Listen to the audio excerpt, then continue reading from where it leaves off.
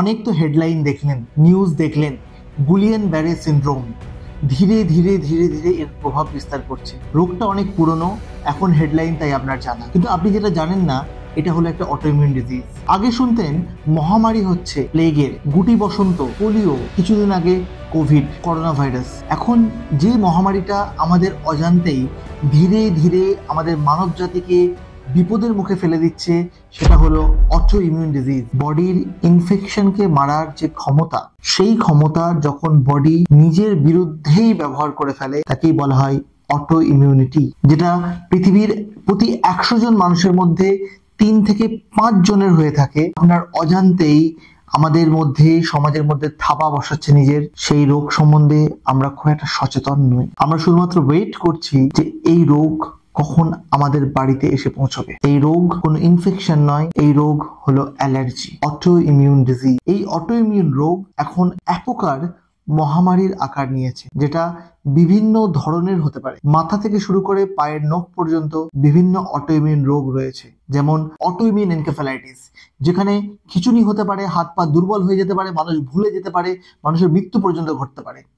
Myasthenia গ্রাভিস, কিংবা যেটা এখন নিউজ পেপারে হেডলাইন করে নিয়েছে গুইলেন ব্যারে সিনড্রোম, এটাও একটা অটোইমিউন ডিজিজ। যেমন সিআইডিপি, রিউমাটয়েড আর্থ্রাইটিস, জয়েন্টে জয়েন্টে ব্যথা, অ্যাজমা, স্কিনের allergy, অ্যাটোপি, irritable bowel disease, colitis, kidney nephritis, পুরো বডির autoimmune disease, systemic lupus erythematosus বা SLE লুপাস, মাসেল এবং নার্ভের যে জাংশন, সেই জায়গাকার অটোইমিউন ডিজিজ, যেটাকে বলা হয় মায়াস্থেনিয়া গ্রেভিস, যেটা অনেক মর্মান্তিক রোগ, যার জন্য মানুষের জীবন পর্যন্ত যেতে পারে। কিংবা কিডনির অটোইমিউন ডিজিজ গ্লোমেরুলোনেফ্রাইটিস, চামড়ার অটোইমিউন ডিজিজ আর্টিকেরিয়া অ্যাটোপি, লাংসের autoimmune disease interstitial lung disease, asthma, bronchitis, হাজারো এরকম অটোইমিউন ডিজিজে আমাদের মধ্যে কোনো না কোনো সিমটম কারোর না কারোর বাড়িতে রয়েছে, আমরা সেটাকে নিয়ে ভুগছি। কোনোদিন ভেবে দেখেছেন আগে তো ইনফেকশন বেশি হতো, এখন অটোইমিউনিটি কেন বেশি হচ্ছে? ঠিক কি জন্য এই জিবিএস এর মতো রোগ এখন এরকম এত বেশি হারে হচ্ছে? বিভিন্ন নিউজ চ্যানেলে, বিভিন্ন ব্লগে, বিভিন্ন ভিডিও ডিসকাশনে আপনারা জানছেন যে জিবিএস কি জিনিস, জিবিএস কেন হয়, জিবিএস হলে কি করতে হয়, জিবিএস এর কি চিকিৎসা, ইত্যাদি ইত্যাদি। যেটা আপনারা জানছেন না, এই জিবিএস বা অন্যান্য যে অটোইমিউন ডিজিজগুলো, এই রোগগুলো ওভারঅল সামগ্রিকভাবে এত বেশি হচ্ছে কেন? এই নিয়ে প্রথম তত্ত্ব আসে ডেভিড স্ট্র্যাচেন, যখন প্রথমবার ওনারা বলেন হাইজিন হাইপোথিসিসের কথা, পরিষ্কার পরিচ্ছন্নতার তত্ত্ব।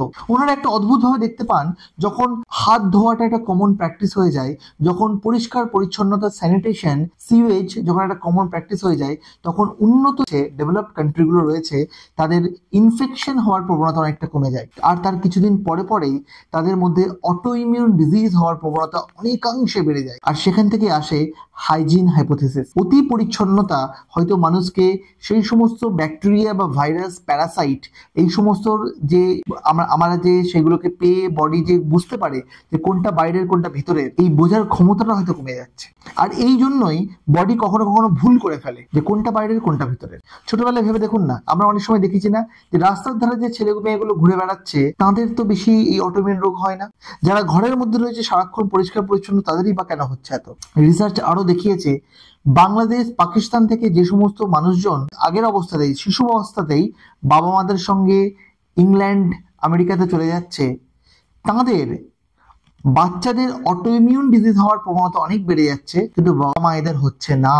আর সেখান থেকে তথ্য আসে যে অতিরিক্ত পরিষ্কার পরিচ্ছন্নতা হয়তো আমাদের শরীরের যে সমস্ত ভালো ব্যাকটেরিয়াগুলো পাওয়ার কথা ছিল সেটাকেও বডিতে ঢুকতে দেয় না, কিংবা অতিরিক্ত পরিষ্কার পরিচ্ছন্নতা হওয়ার জন্য ইনফেকশন হওয়ার প্রবণতা কমে যায়, এবং যার জন্য যখন ইনফেকশন হয় তখন বডি বুঝতে পারে না যে কোনটা বাইরের কোনটা ভিতরের, কার বিরুদ্ধে কি ব্যবস্থা নিতে হবে। তার মানে এটা নয় যে পরিষ্কার পরিচ্ছন্ন থাকবেন না, অতি অবশ্যই পরিষ্কার পরিচ্ছন্ন থাকবেন, কিন্তু অতিরিক্ত কোনো জিনিস খুব ভালো নয়। আপনার বাচ্চা যদি মাঠে খেলতে চায়, আপনি এটা বলবেন না মাঠে আরো 5টা ছেলে খেলে, তুমি কেন খেলবে? আপনি মাঠে তাকে পাঠান যাতে করে সে আরো বিভিন্ন মানুষের সঙ্গে সংস্পর্শে আসে, কার বডির সঙ্গে কার বডি কি ইন্টারাকশন হচ্ছে, কি লেনদেন হচ্ছে ব্যাকটেরিয়া ভাইরাসের, আপনি জানেন না। সবসময় ব্যাকটেরিয়া ভাইরাসের লেনদেন যে খারাপ সেরকম নয়। আপনি শুনলে অবাক হয়ে যাবেন, যে সমস্ত বাচ্চাদের ডেলিভারি সিজারিয়ান হয়, মানে পেট কেটে বাচ্চা বার করা, আর যে সমস্ত বাচ্চার ডেলিভারি নর্মাল যেভাবে ডেলিভারি হওয়া উচিত সেইভাবে হয়। দেখা গেছে যাদের সিজারিয়ান ডেলিভারি হয় তাদের অটো ইমিউন ডিজিজ হওয়ার প্রবণতা বেশি হয়ে যায়। তার কারণ মায়ের থেকে যে সমস্ত ব্যাকটেরিয়াগুলো তার পাওয়ার কথা ছিল সেগুলো সে পেয়ে উঠতে পারে না। কারণ ভাবুন না, একটা লেবার কম করে 8-10 ঘন্টার একটা প্রসেস, সেই প্রসেসে বাচ্চা মায়ের বডি থেকে অনেক ব্যাকটেরিয়া নিজের বডিতে পায়, সেগুলো সে আর পেয়ে উঠতে পারে না পেট কেটে বাচ্চা বার করার জন্য। তাই অতিরিক্ত কোনো জিনিস একদম ভালো নয়। নর্মাল ন্যাচারাল প্রসেসে জিনিসপত্র হতে দেওয়া উচিত, আর সেটা হলে প্রাকৃতিক যে নিয়ম সেই নিয়মে ইনফেকশন বা অটোইমিউনিটি হবে, কোনো জিনিস অতিরিক্ত হবে না। আপনি শুনলে এটাও অবাক হয়ে যাবেন যে আগে প্লেগ হলে, গুটি বসন্ত হলে সেই রোগের ইনফেকশনের জন্য মানুষ বেশি মারা যেত। আর কোভিডের সময় কি প্রবলেমের জন্য মানুষ বেশি মারা গেছে জানেন? কোভিডের ইনফ্লামেটরি ফেজের জন্য, মানে কোভিড ভাইরাসের যখন বডিতে অটোইমিউন কন্ডিশনগুলো হচ্ছে, মানে কোভিড ভাইরাসকে মারতে গিয়ে বডির ইমিউনিটি যখন অতি সক্রিয় হয়ে যাচ্ছে, তখন কোভিডের প্রবলেমগুলো আরো বেড়ে যাচ্ছিল। এবং ঠিক সেই জন্যই কোভিডে স্টেরয়েড দেওয়ার একটা প্রবণতা দেখা যাচ্ছিল। তাই হাইজিন হাইপোথিসিসকে যদি আমরা ফলো করি, তাহলে আমাদের বুঝতে হবে যে যে জিনিসগুলো ন্যাচারালি করে আসা উচিত সেগুলোকে ন্যাচারালি প্রাকৃতিক নিয়মে হতে দেওয়া উচিত। কোনোদিন অতি বাধ্যবাধকতা, অতি পরিষ্কার পরিচ্ছন্নতা, ছুঁত অছুঁত অতিরিক্ত ভালো নয়। তবে এই প্রসঙ্গে একটা জিনিস অবশ্যই বলে নেওয়া ভালো, যারা অলরেডি অটোইমিউন রোগের শিকার, যারা কোনোভাবে বডির ইমিউনিটিকে কমানোর ওষুধ খাচ্ছেন, তারা কিন্তু অতি অবশ্যই ইনফেকশনকে রোখার জন্য যা যা করণীয় সমস্ত কিছু ফলো করবেন। তার কারণ তাদের ইমিউনিটি অলরেডি কমানো রয়েছে ওষুধ দিয়ে। তারা যদি বাইরে মাস্ক ছাড়া যান, তারা যদি পরিষ্কার পরিচ্ছন্নতা যদি মেনটেন না করেন, তাদের কিন্তু রোগ আরো বেড়ে যেতে পারে। ডেভেলপড কান্ট্রি এবং ডেভেলপিং কান্ট্রির মধ্যে যদি দেখেন, যে কান্ট্রি এখনো ডেভেলপ হয়নি, যে কান্ট্রির স্যানিটেশন, পরিষ্কার পরিচ্ছন্নতা, হাইজিন এখনো অতটা বেশি নয়, সেই কান্ট্রিতে ইনফেকশন বেশি হয়।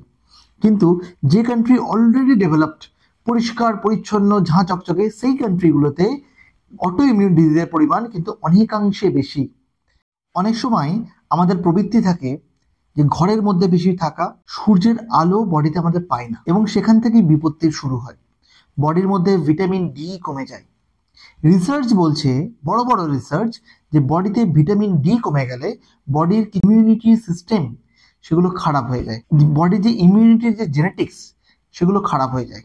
সেগুলো খারাপ হওয়ার জন্য অটো ইমিউন রোগের প্রবণতা বেড়ে যায়। মাল্টিপল স্ক্লেরোসিস নার্ভের এমন এক অটো ইমিউন রোগ, যার রিসার্চে দেখা গেছে ভিটামিন ডি যাদের কম, তাদের মাল্টিপল স্ক্লেরোসিস হওয়ার চান্স অনেকটা বেড়ে যায়। এবং এটাও দেখা গেছে যে সমস্ত কান্ট্রিগুলোতে সূর্যের আলো তীর্যকভাবে পড়ে, সেই কান্ট্রিগুলোতেও কিন্তু মাল্টিপল স্ক্লেরোসিসের প্রবণতা অনেক বেশি। তাই আপনার যদি ভিটামিন ডি কম থাকে, গুলেন বারে বা অন্যান্য অটোইমিউন ডিজিজ থেকে বাঁচার জন্য আপনি অতি অবশ্যই ভিটামিন ডি জাতীয় খাবার দাবার খান, এবং ভিটামিন ডি সাপ্লিমেন্ট যদি আপনার নিতে ডাক্তারবাবু বলে থাকেন, আপনি অতি অবশ্যই নেবেন। প্রতিদিন অ্যাটলিস্ট 5 থেকে 10 মিনিটের সানলাইট এক্সপোজার আমাদের বডির জন্য, সূর্যের আলোতে আমাদের বডিকে রাখা অ্যাটলিস্ট 5 থেকে 10 মিনিট, এটা খুবই দরকার।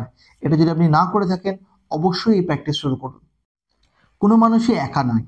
আমাদের বডি আমাদের একার নয়। আমাদের বডি কম করে হলেও 38 ট্রিলিয়ন বিভিন্ন ধরনের পরজীবীর বাস আমাদের বডিতে। এবং এই পরজীবীগুলো আমাদের পৃথিবীর একদম শুরু থেকে, প্রাক্কাল থেকে, যে বিবর্তনের ধারাতে ধীরে ধীরে মানুষের সঙ্গে তারাও বিবর্তিত হয়ে আসছে, যেটা মানুষের শরীরে বিভিন্ন ধরনের সামগ্রী দিয়ে মানুষের শরীরকে হেল্প করে থাকে, যাকে একসঙ্গে বলা হয় হিউম্যান হলোবায়ন। এই যে হিউম্যান হলোবায়ন, সেটার একটা মেইন জিনিস হচ্ছে আমাদের পেটে, আমাদের অন্ত্রে, নাড়ি ভুঁড়িতে থাকা বিভিন্ন ধরনের ব্যাকটেরিয়া, ভালো ব্যাকটেরিয়া। এই ব্যাকটেরিয়াগুলো এমন কিছু কিছু জিনিস তৈরি করে যা আমাদের বডির ইমিউনিটিকে কমিয়ে রাখে।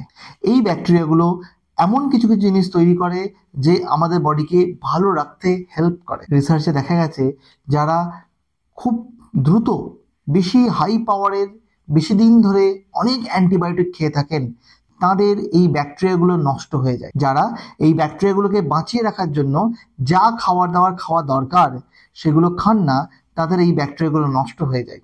আর এই নষ্ট হওয়া থেকে শুরু হয় বিপত্তির। তাদের এই ব্যাকটেরিয়াগুলো না থাকার জন্য তাদের বডির ইমিউনিটির বিরূপ প্রতিক্রিয়া সৃষ্টি হতে শুরু করে, তাদের অটো ইমিউনিটি হয়। তাই কি করবেন, যদি আপনার কোনো ধরনের কোনো রোগ হয়, ডাক্তারকে না দেখিয়ে, কোয়ালিফাইড ফিজিশিয়ানকে না দেখিয়ে র্যাম্প্যান্ট যথেচ্ছভাবে অ্যান্টিবায়োটিক খাবেন না। এটাও দেখা গেছে কিছু কিছু খাবার যদি আমরা খাই, যেমন ওয়েস্টার্ন ডায়েট মানে কি, যেখানে fried item, junk food, processed food, refined food, oily food, এই সমস্ত জিনিস বা অ্যাডেড সুগার, এক্সট্রা সুগার ইত্যাদি ইত্যাদি যেগুলো খাওয়া হয়, এগুলো খাওয়াতে আমাদের যে পেটের যে সেলসগুলো রয়েছে, আমাদের যে কোষগুলো রয়েছে, এই কোষের মধ্যে গ্যাপ সৃষ্টি হয়ে যায়, যার ফলে ওই খাবারগুলো আমাদের শরীরের যে ইমিউন সিস্টেম রয়েছে তার কাছে এক্সপোজ হয়ে যায়, মানে তার কাছে চলে গেলে বডি ওই খাবারগুলোর এগেনস্টে বা পেটের যে ব্যাকটেরিয়াগুলো রয়েছে তার এগেনস্টে, কারণ ওই কোষগুলো সরে যাচ্ছে, সেগুলো সমস্ত কিছু বডির মধ্যে এক্সপোজ হয়ে যাচ্ছে, এমনটা আপনি দেখতে পাচ্ছেন, যার ফলে বডি তাদের বিরুদ্ধে ইমিউনিটি তৈরি করে ফেলে, অ্যালার্জি তৈরি করে ফেলে, এবং সেই অ্যালার্জি বডির অন্যান্য জায়গাতেও কাজ করতে থাকে। অ্যাজমা এমন একটা রোগ যার ক্ষেত্রে এই জিনিসটা অনেক বেশি করে দেখা গেছে। তাই যদি আপনারা ওয়েস্টার্ন ডায়েটের উপর ডিপেন্ডেন্ট হন, নির্ভরশীল হন, দয়া করে ফিরে আসুন, এটাই পরিবর্তনের সময়। ফিরে আসুন মেডিটেরিয়ান ডায়েটে। মেডিটেরিয়ান ডায়েট কি জিনিস? মেডিটেরিয়ান ডায়েট হচ্ছে সেই ডায়েট, সেই খাবারের পদ্ধতি, যে খাবার পদ্ধতিতে বেশি করে ভেষজ খাবার, উদ্ভিদ থেকে আসা খাবার ইনক্লুড করা হয়, যেমন ফলমূল, শাকসবজি। সেই খাবারে তেলের পরিমাণ কম রাখা হয়, যদি রাখতে হয় এক্সট্রা ভার্জিন অলিভ অয়েল আপনি রাখতে পারেন, যেটা খুবই ভালো। যে খাবারে ওমেগা 6 ফ্যাটি অ্যাসিডের পরিমাণ কম থাকে, ওমেগা 3 ফ্যাটি অ্যাসিডের পরিমাণ বেশি থাকে। ওমেগা 6 ফ্যাটি অ্যাসিড সাধারণত থাকে কুকিজ এবং ক্র্যাকার্সে এবং ফ্রাইড আইটেমে, ওইগুলোকে বর্জন করুন। ভেষজ আইটেমগুলো আপনাদের খাবারের মধ্যে ইনক্লুড করুন, জুড়ে দিন, তাহলে ওমেগা 3 ফ্যাটি অ্যাসিড পাবেন, যেটা ইমিউনিটিটাকে কন্ট্রোল করতে হেল্প করে। রিসার্চে এও দেখা গেছে যে খাবার আপনি কিভাবে খাচ্ছেন, কি প্রসেসে খাচ্ছেন, তার উপরেও নির্ভর করে আপনার ইমিউনিটি সেই খাবারের বিরুদ্ধে কেমন রেসপন্স দেবে। যেমন দেখুন যে পিনাটটাকে যদি কেউ সিদ্ধ করে খায়, তাদের মধ্যে অটোইমিউন রোগ বেশি দেখা যায় না, কিন্তু পিনাটটা যারা ফ্রাই করে খায় তাদের অটোইমিউনিটি বেশি দেখা যায়। যারা মাংসকে প্রসেস করে খায় তাদের অটোইমিউনিটি বেশি হয়, যারা মাংসকে নর্মাল উপায়ে খায় তাদের অটোইমিউনিটি বেশি হয় না।